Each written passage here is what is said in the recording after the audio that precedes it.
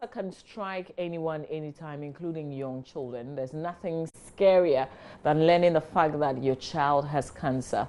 Childhood and adolescent cancer, although rare, is threatening to overtake infectious diseases as one of the highest causes of disease-related mortality in children globally. Now, according to WHO's International Agency for Research on Cancer, globally, there are more than 300,000 children diagnosed with cancer each year. To raise awareness and to express support for children and adolescents with cancer, survivors and their families, every year, February 15 is celebrated as International Childhood Cancer Day. With access to quality care, more than 80% of children with cancer can survive, living full and healthy lives. We want to have a conversation on the back of this, but first, we want to hear Ernest Kojomeno tell the story of a 9-year-old who's survived this disease. Every year, hundreds of children are diagnosed with cancer.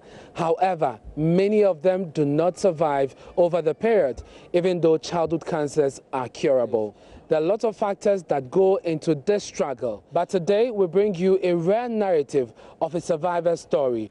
There are just 2 treatment centers in the country. One at the Komfo-Anokye Teaching Hospital in Kumasi, and the other at the Korle Bu Teaching Hospital here in Accra.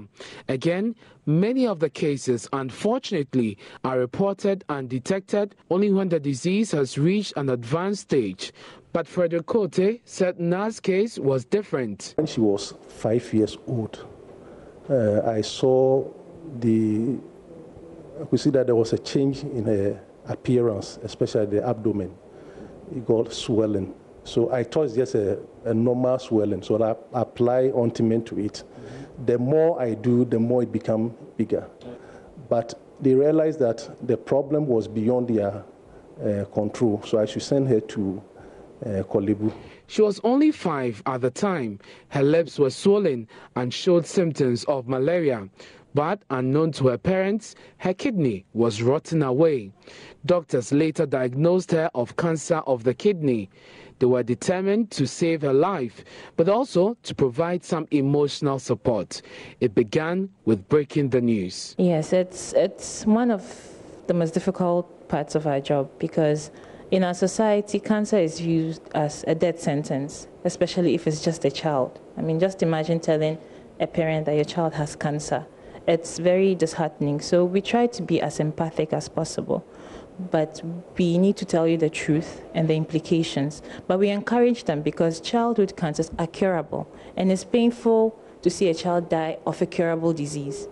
It was now time for Na to begin treatment, 40 weeks of chemotherapy before surgery. This took a heavy toll on her parents, both financially and emotionally. And yes, 40 weeks. And I'm not going to scare anybody, but the treatment is very, very expensive.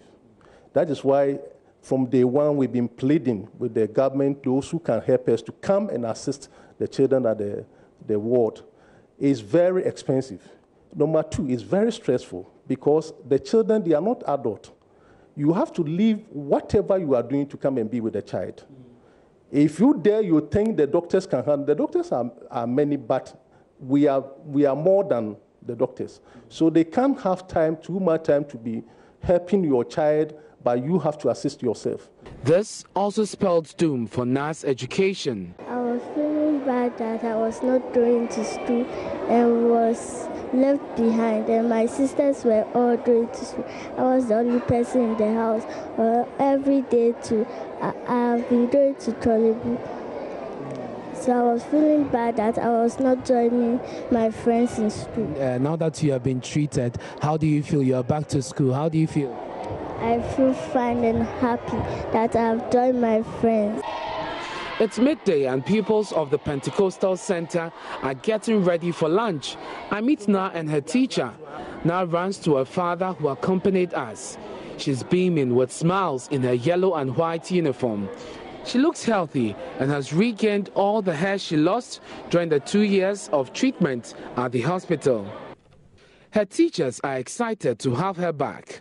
So when she came to my class at first, she was very down due to the disease. She's a very intelligent girl. Yeah, so When she came back, it was like she never missed any of the class. One major factor militating against the treatment of childhood cancers is the lack of accommodation for parents whose children are receiving treatment. The Ghana Association of Childhood Cancers have started a 3-story facility with support from the Office of the First Lady. Whilst my story on the other side in the UK, you don't have to think about that. Systems are in place. So a child is born, the child has got access to health care. When the child was diagnosed, immediately, within a few hours, we knew what we were doing with. That tells you the speed at which things were done.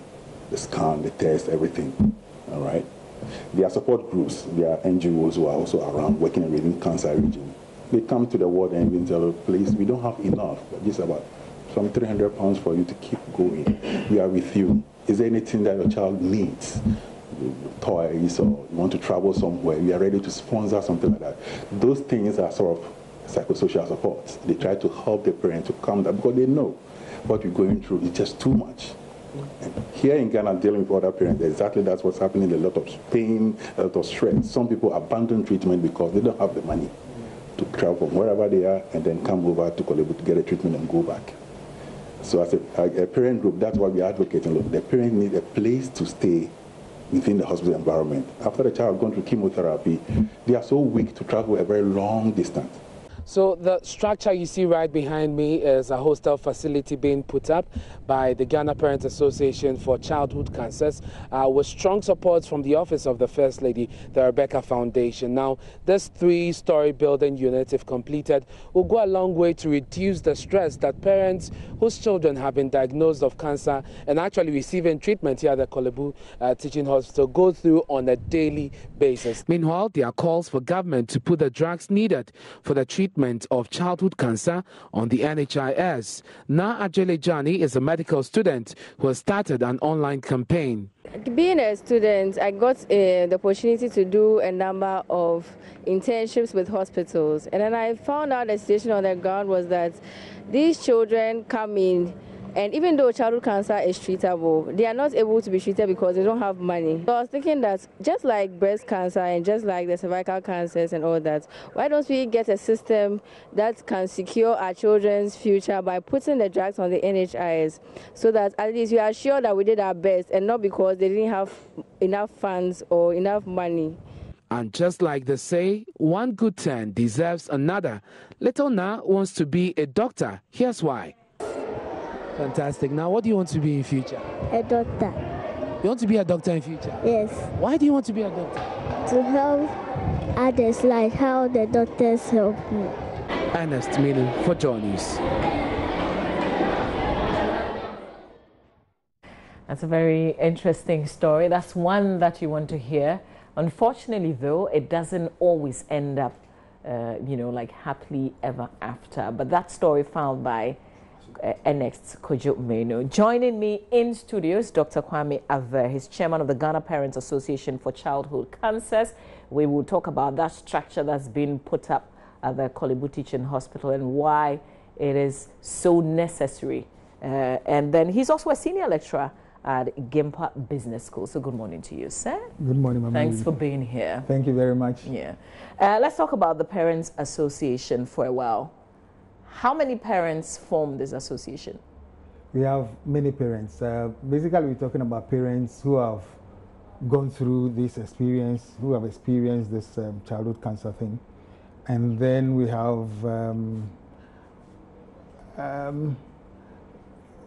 have people out there who haven't gone through it, but just want to help.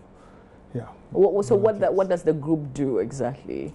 Basically, we offer the psychosocial support. We also help in diverse ways.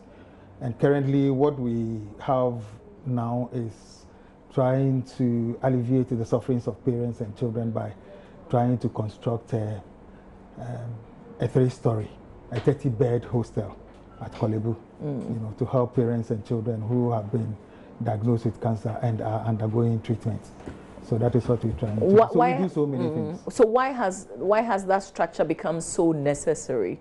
Because if your child is at Kolebu, what does it mean to the parent who is following up? Currently, what happens there is this. if you're a parent and you're taking care of your child who is on admission, there is a mother's hostel, but basically that is for all childhood diseases, okay? But childhood cancer needs something special, something different, because the child needs to be isolated from all other, children suffering from other diseases. And again, the stress that it brings, the difficulty that the parent has to go through. So if you put all these together, it tells you that childhood cancer must be put, above all the others in terms of these childhood diseases. And then they need, will I say, special care or extra care. Yes. Okay. But you have a personal story as well. Your child was diagnosed. May I know how early it was at the time? Yeah, thank you, Mama V. That was, I think, 2009. Time flies, about 9 years ago. But we detected it when he was about 4. Okay. Yes, and then we saw some swellings in the neck and in the groin, and we thought it was a normal thing. And in fact, when we went to the hospital, the doctor said it's viral and that it will go by itself. But we saw that it was still there. It was persistent. It wasn't going. So that was how the story started. But that's also one of the challenges, because the misdiagnosis, the fact that you can't also always, even if you suspect something, can't get it confirmed immediately. Yes, that is why we said early detection and early diagnosis is key to the survival of the child. But we have put together what we call the St. Siluan sign, S-I-L-U-A-N, basically, and it's an acronym. So when you see some of these signs, it is a possible, indication that the child is suffering from childhood cancer, and therefore you need to double up. But if you went to a facility and the doctor said, oh, it's a normal viral infection, and they give you something, I mean, you would not think about getting a second opinion or going to a specialized doctor? You're probably talking about what happened to me. And I think it's still happening.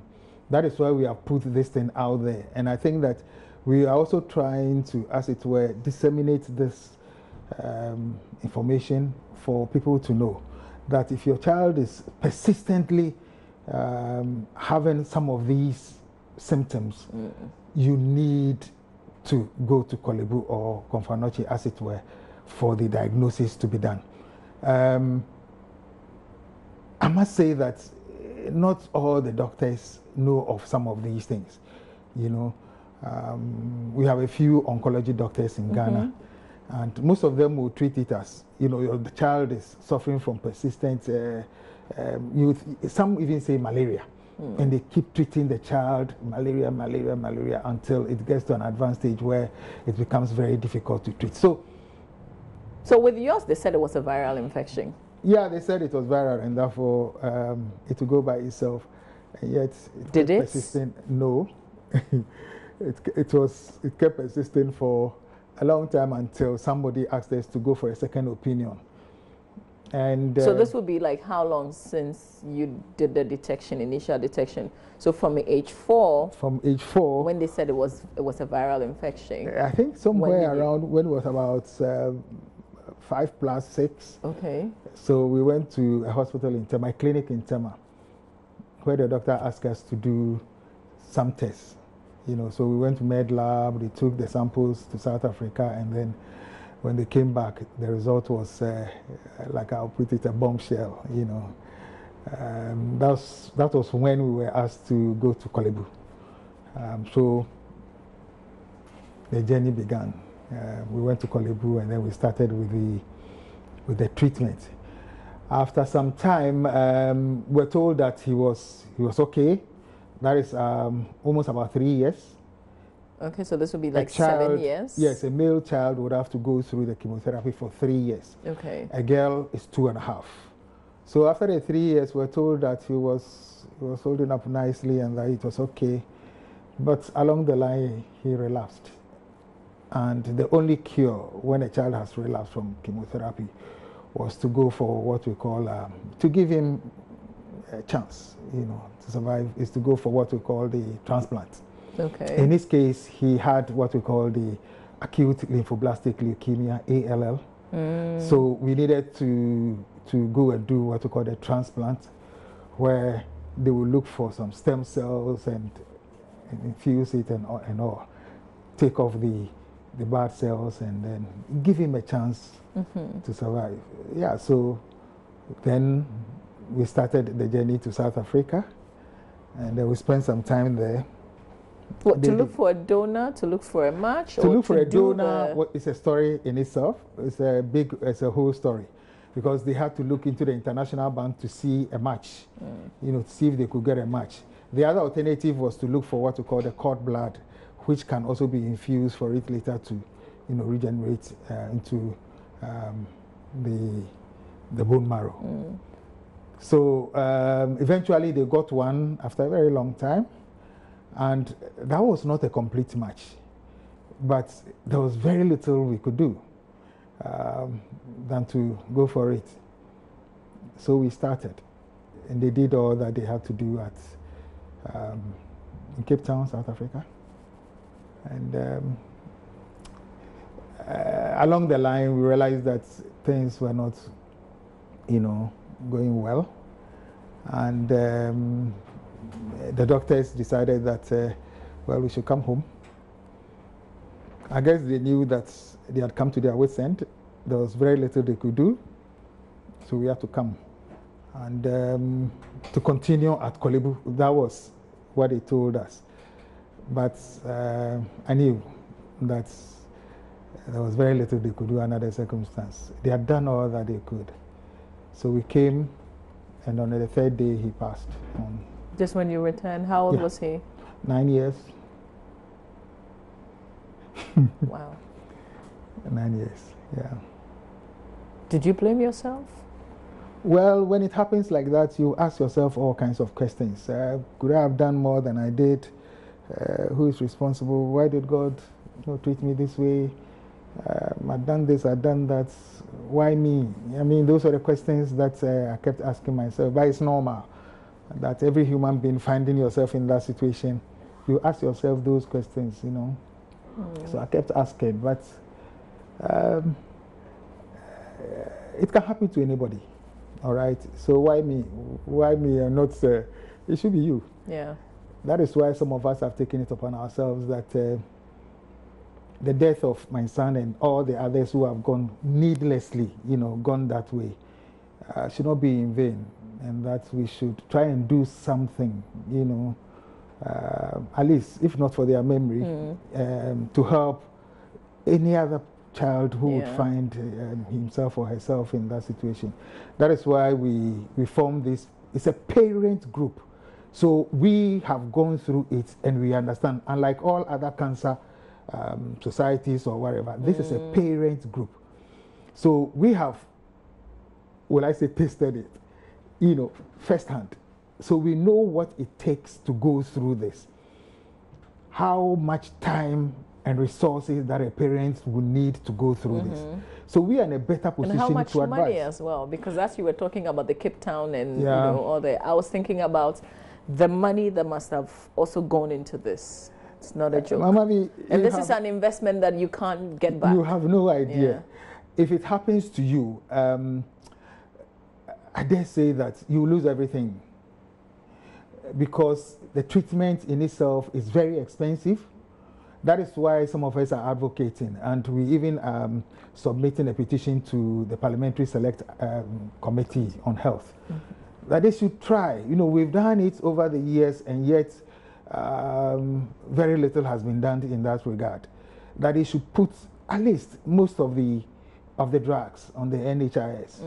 If the other cancers are getting help, why not childhood cancer? And these are the people, the children are the future leaders, as we say. Yeah. And yet most of the drugs are not on the NHIS. needlessly the children are dying because most parents cannot afford. And I think that I wouldn't want to talk about my particular, because, well, we can talk about it. What is his name? It's your called son. Elom. So did he know what was happening to him at the time? In other words, I just want to find out, do you tell children what is going on with their bodies, what they're having to battle with? With that particular gentleman, he knew everything that was happening to him. He knew. He, in that 9-year-old, body, his intelligence was somewhere. He knew everything. He would ask you all the questions. A very intelligent boy. So at that age, we were all calling him Prof. And I'm sure he was rather calming you and trying to say that you'll be fine, everything will be okay. Oh, yes.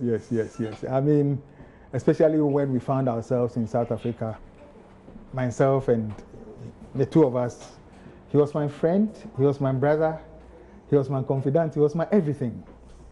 And we talk like, peers, I'm talking about a very intelligent boy. Yeah. His name is Professor Elom Kobla Ave. So, you are involved in this parent association because of him. Yes. So where are we with the association? I mean, what are your needs? What would you want people to know about the group? Okay, basically now what we would want is for the government to help us and other well-meaning Ghanaians out there who are also touched, because there are a lot of the children on the ward now. I know some organizations, a few of them have been helping by way of getting drugs for the children, because most of the parents cannot help. Central Gospel Church and other well-meaning Ghanaians have been donating regularly to buy the drugs for the children. But we are looking at the day when the government will say, especially for the very expensive ones, they are listed on the NHIS protocol. That is what we are looking at. And currently, as you saw in the clip, we're trying to construct a 30-bed hostel, a 3-story. Rebecca Foundation has been. I know what you mean, because we did a joint project, the Komfano Teaching Hospital, Mother and Baby Unit. So we know what she can do. Yes, and we are appealing to other Ghanaians, well-meaning Ghanaians, to come to our aid. Currently, we have only the structure for the ground floor. We're looking to go 2 more floors. Okay. And the total amount is about 3.2 million. Okay. Currently, how much have you made so far? So far, we've been able to pay about 700,000 Ghana cedis, which is just a fraction of what we are doing, what we need, after which we will need to furnish the place. And I must say that it is situated in Kolebu. We are talking about proximity, so that the parents or the child, when you are diagnosed and you go through the treatment, there is another phase where you have to be discharged, and then you come almost every other day. And as you get better, they lengthen the time for you. So you need a place which is very near the hospital, where you can even walk. You don't have to be commuting, long distances to the hospital every day. Like I said from the beginning, the child's immunity is already low. All right. Yeah. And therefore, you need to isolate the child. So, so that is why we experienced it. I have seen it in other countries like South Africa, where I went to, and we are trying to replicate the same thing here. That's fantastic. Yes. Just before we wrap up, though, how do people get in touch with you? Is there a website? Is there a certain number? Yes. We have a website, www.gapacgh.org. GAPAC. So GAPAC is GHAPACC.org. Okay. All right. So people can get in touch via this address. if you either want some kind of support system, because this is a fantastic support system, because Yes. you know there are parents there who understand what you probably We also have through. a bank account with EcoBank. Okay, so people can West. support. Yes. Let's see how far we can take this. We want to end the conversation here, but that's not the end of the story. So we'll be following through with progress. Mama B, I'm always ready to, because I'm very passionate about this particular thing. All right. Yes. Thank you so much, sir. We're sorry to hear about Professor Elom, but we know that he's in a good place. Thank you very much. Thank you for your time. Thank That's Dr. Kwame Aves, chairman of the Ghana Parents Association for Childhood Cancers. He's also a senior lecturer at the Gimpa Business School. Today is a day for us to think about childhood cancers, and we hope that this conversation will go a long way. Please check out the website and let's see how we can all support. Stay with us. We've got 2 more conversations before we wrap up.